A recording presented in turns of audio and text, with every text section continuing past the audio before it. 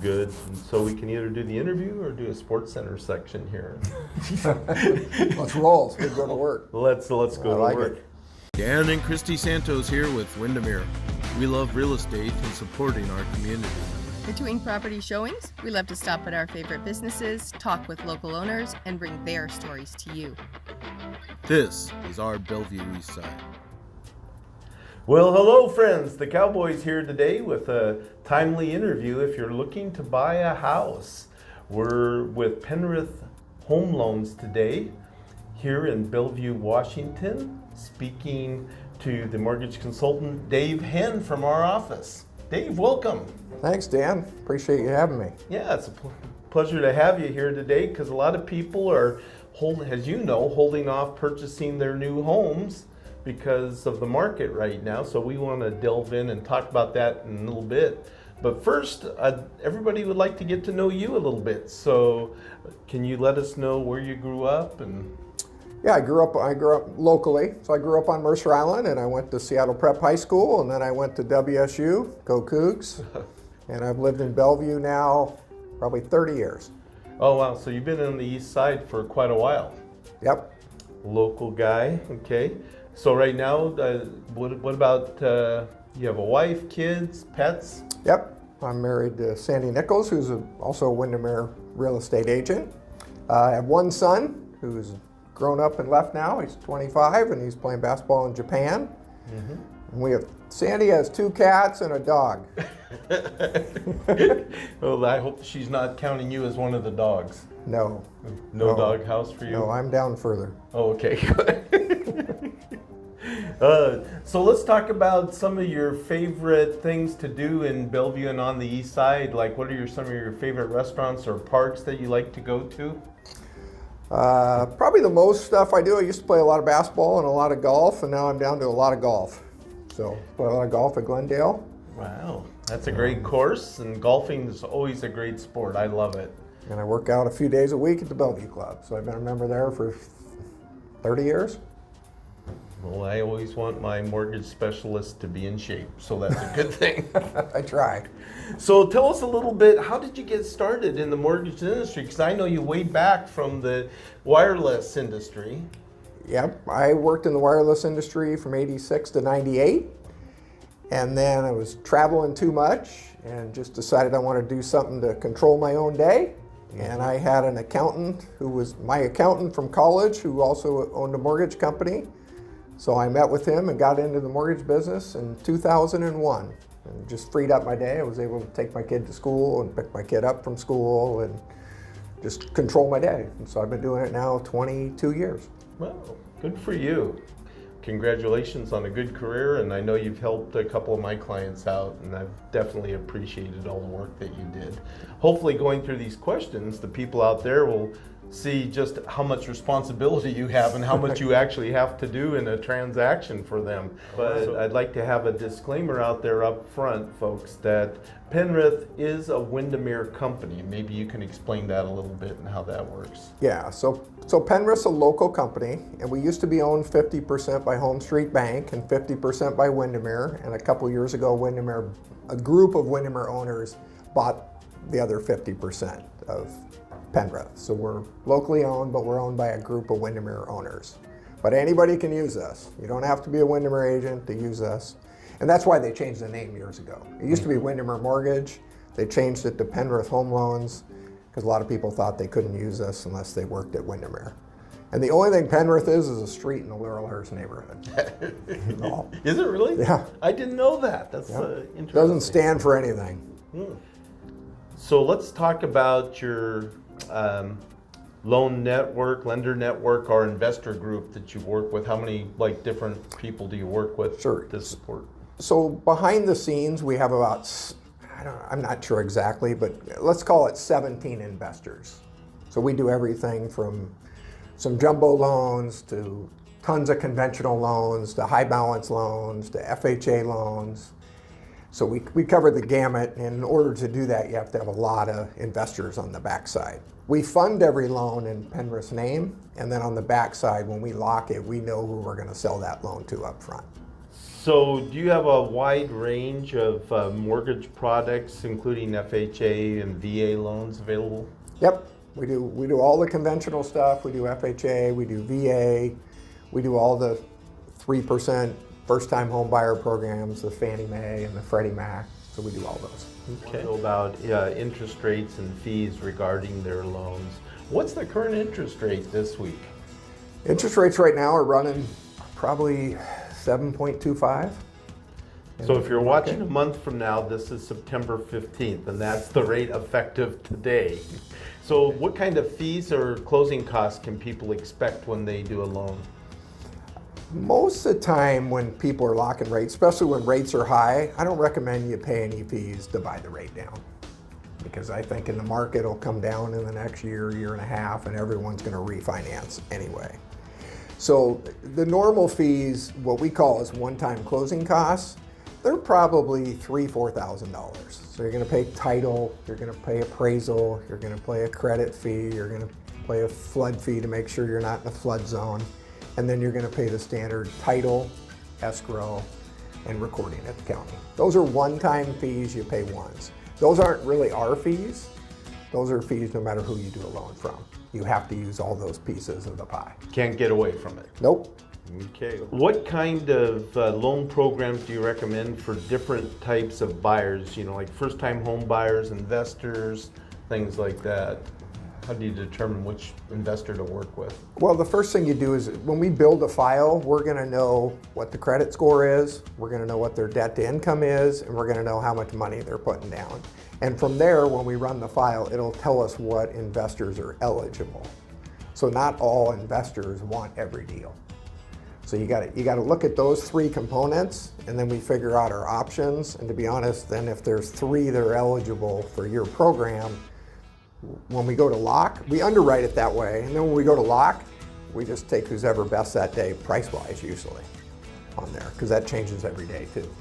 Okay, a bit about what is the pre-approval process for a buyer? Yeah, that's a great question, Dan. What I usually do is if someone like you introduces a client to me, we'll send an email to them. It'll include two things. One, it'll have a link where they can just go fill out the basic application, and then it'll come right into my computer. And then we'll send them a checklist on things that they can either upload or email over to me.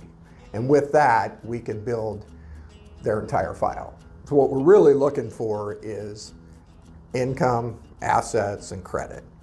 And once we build that, then we'll go back to the client, fill in any blanks. Doesn't have to be perfect when they do it online. We just want them to get it started. Because the two most important things we have to do that I don't know is where have they lived for the last 2 years and where have they worked for the last 2 years.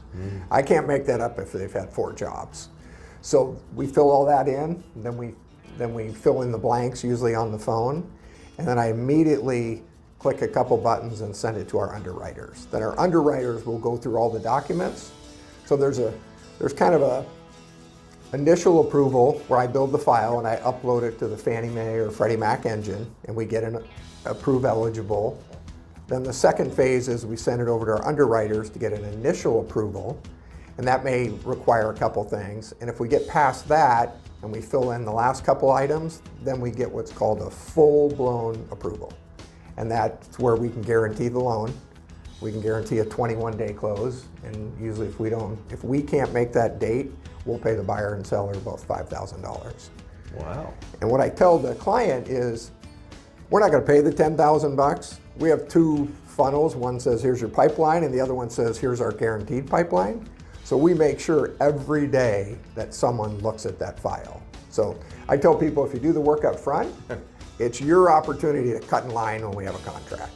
And it makes your offer a lot stronger when we write a letter for you.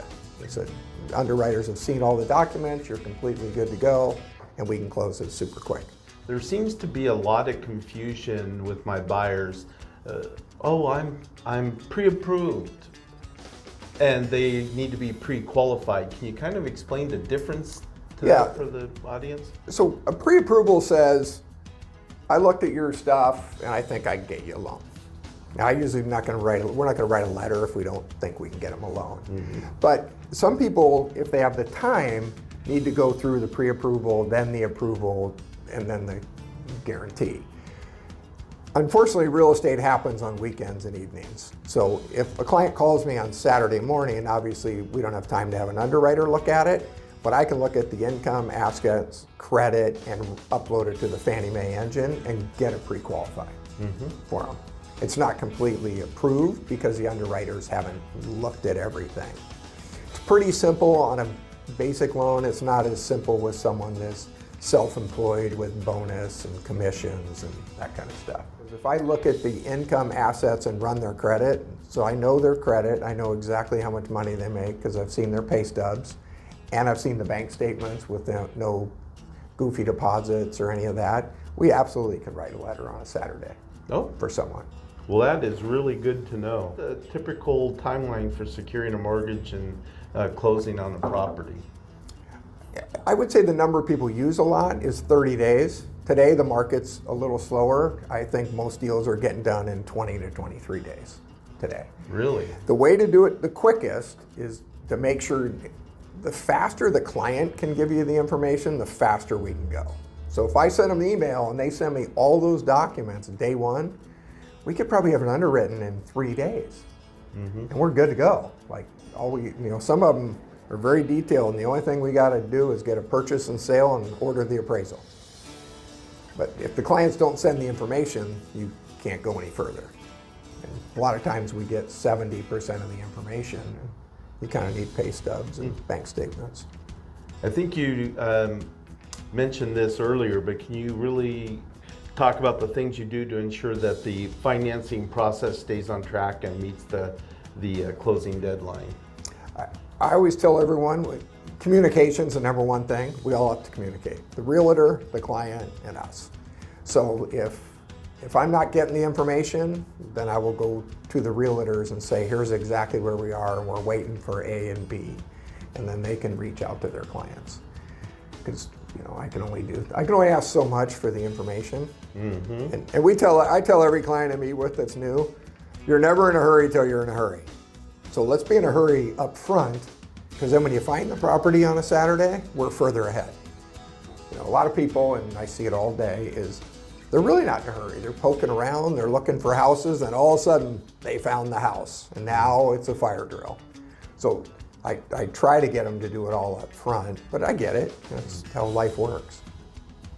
Yeah, it's definitely how it works. We actually had one where it took you and I did, where it took a little bit longer. It was a Bellevue property, and but it took them like 3 weeks to get their information in, right, and the documents. But once you got those, it went so fast. So that was very impressive. So I was happy with that. Well, let's talk a little bit about credit qualification requirements. Your investors right now, what kind of credit scores and things are they looking for? They vary a little, but jumbo usually wants 720, 740 and above. Conventional will take everything, down to about a 720. And then a lot of times if you're kind of in that 580 to 620, you have to go FHA. Okay. FHA gives you a little more flexibility on debt to income and credit score. But jumbo, there's no wiggle room at all. Certain investors say, I want a 740, and that's your mid credit score. So if we run your credit, and there's 3 bureaus, Experian, TransUnion, and Equifax, and they throw out the high, they throw out the low, and you get the middle score, no matter what it is. And if you're married or you're applying with somebody else on the loan, they take the low mid score of the two of you. In jumbo, there's no exceptions usually. So if you come in and if they want 740 and you're 738, you got to go to a different investor that may take it down to 720. So if somebody comes in and their credit score is a little low, what can they do to improve their credit score and financial situation? Yeah, that's a great question. I spend a lot of time, and that's the other reason to come in right away and run it. Because I always ask them, how's your credit? And they think it's good, but if, for instance, if they got a parking ticket in Seattle, city of Seattle, and I see a collection on there from Alliance One, they're always like, I don't know Alliance One. I'm like, well, you got a parking ticket downtown, you didn't pay it. But that parking ticket can affect your credit 40 points. So the sooner they do the app and the sooner we run the credit, then we know where they stand. If there's issues on the credit report, then that's the time where I print it out, have them in my office, and we walk through it line by line, and then I'll give them suggestions. You know, pay this credit card down, or some of them don't know they have 2 medical collections that are, you know, $80, but it's killing their credit. And things like that, your credit doesn't get better till those are paid and show a 0 balance. So, you know, clients, they're not doing anything wrong. They don't know it's on there. They're over here paying their rent, paying their cars, paying their bills, and over here is 2 collections they don't even know about that are sitting on there, and it's killing their credit. So I highlight them on their report and say the first thing you should do is just pay them. Don't argue with them. It's very hard. So we can map it out, and then the second thing I do is go back to the realtor and say we have a couple issues, but it's going to take, you know, 3-4 months to fix those. As fast as they can pay them or write letters or to get them off their credit, then it'll slowly come back up. And sometimes it's a matter of someone just bought something big on their credit card, so their credit card's at 80% full. And they just got to pay it off and not use it for 2 months, and it'll take their credit down. But I've been doing it a long time, so there's a lot of credit I understand and know, and my job's to walk them through it. And I tell them all, I'm going to be here next week, and 6 months from now, and 6 years from now. So if you got bad credit, that's just the way it is. Let's go fix it if you want to buy a home. What's the end goal is to get you in a home.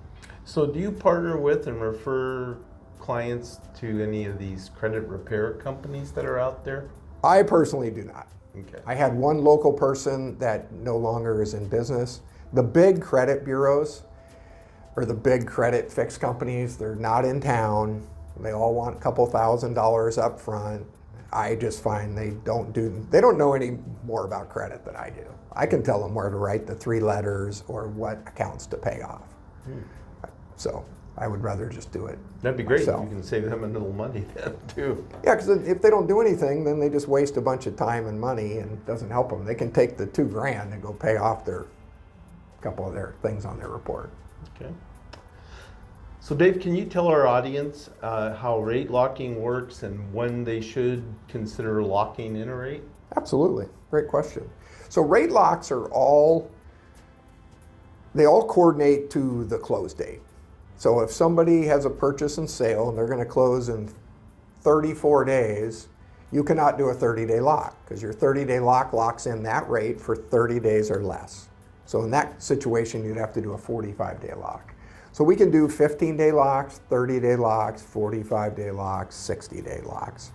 If someone's under contract and the rates aren't relatively great, like today, then they got to look at, you know, if it's a 30-day lock, they probably have 10 days to see what the market's doing and see where they're comfortable.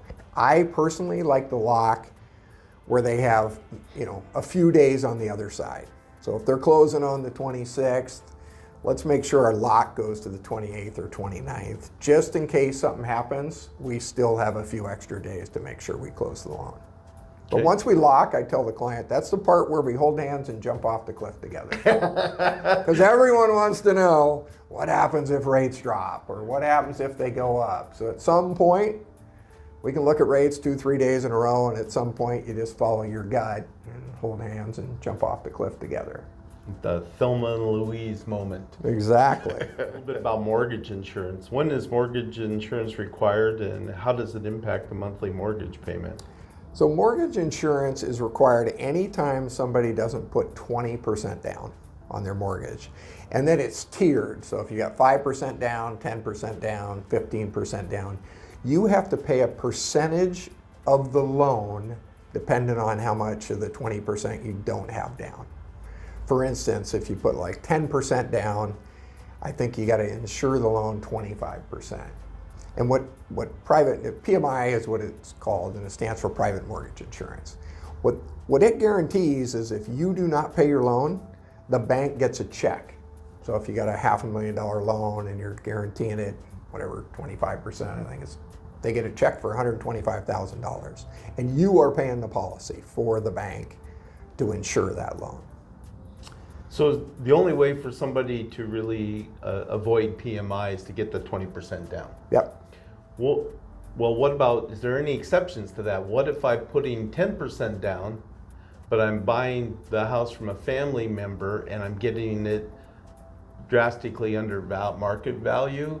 And so is there like a loan to value ratio on that? Because don't you need that loan to value ratio to get off the PMI in the future? Yeah, so what the law says is the minute your amortization chart hits 78%, the PMI automatically falls off for conventional loans. FHA loans, PMI never goes away. They changed that law, I think, in like 2016, which I don't know how that helps anyone. So the only way you get rid of that PMI is to refinance out of it. Okay, to refinance out of So if it's all the same, you're better off doing conventional. Then if you pay your loan down, the PMI will just drop off and go away. Okay. Well, we've talked a couple times here about refinancing. And folks, there's a fabulous program that Penrith has right now that I want Dave to share with you. It's their 36-month protection refinancing plan. And Dave, this is phenomenal. So if you could share with the audience, this is a big reason my clients say they don't want to buy right now, but this is something that I think could give them some insurance moving forward. So if you could explain that to them. Yeah, we launched a program several months ago, but it's just called their rate protection. So anyone who buys a house between now and December 30th, what we will give them is a certificate for 36 months to refinance, and in that certificate we will pay for the appraisal up to $800, and we will waive our $14.95 processing and underwriting fee. So they still got to pay title and they still got to pay escrow, but they basically are going to get a refi for 70% off, which really helps. And the goal of that program is to get people off the fence. There's still fabulous houses out there on the market, and if you can afford it, you should buy the house, because a lot of people can't afford it with the rates high. Mm-hmm. So go ahead and buy the house, suck the rate up for a little bit, and everyone thinks money will come down in the next year or so, and then we'll refi them out of there and we'll make it a little more painless for them. Well, what's that old expression, marry the house and not the rate? Yeah, exactly. Date the rate, marry the house, something like that. Something like that, yeah. Well, that's a good one to remember. Folks, this is a great opportunity. If you've been close to buying a house and haven't been able to make this move, now's the time. You can get this 36-month guarantee, and Dave and Penrith will be happy to get that refinance for you when the rates drop.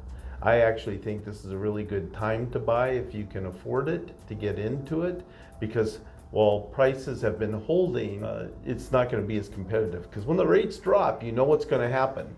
The sales of homes are going to skyrocket, and then it's going to be too late. So your best price is going to be right now in this down market. So if you can buy now and then refinance when the rates do come down, you'll be in a much better position, I think. I totally agree. And there'll be a little less competition right now. The minute the rates come back down, you're going to have 7 offers instead of 1 or 2 fighting for the same house. So if you love the house, buy it. We all know it's a little painful right now. Rates aren't where anybody wants them, but I would buy the perfect house for you, and we'll worry about refinancing it later.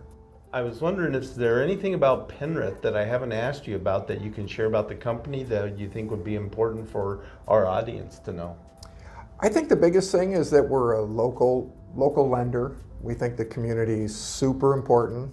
We're part of Windermere. So as you know, I have an office in the lobby of the building. You can always get a hold of me. You can walk by my office. I answer my phone all the time. There's nowhere to hide.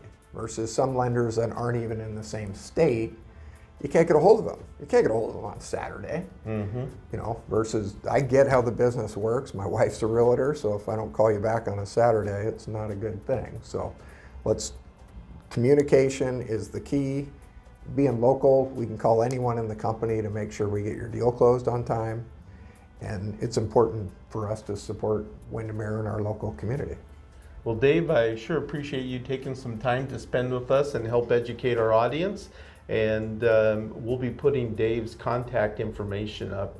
So if you have any questions or would like to talk to Dave about opening up a file for you for your next home purchase, please do so. And please use Christy or I to buy that house. Exactly. Well, I appreciate the time, and I appreciate you letting me share. Thank you, Dave. Thank you.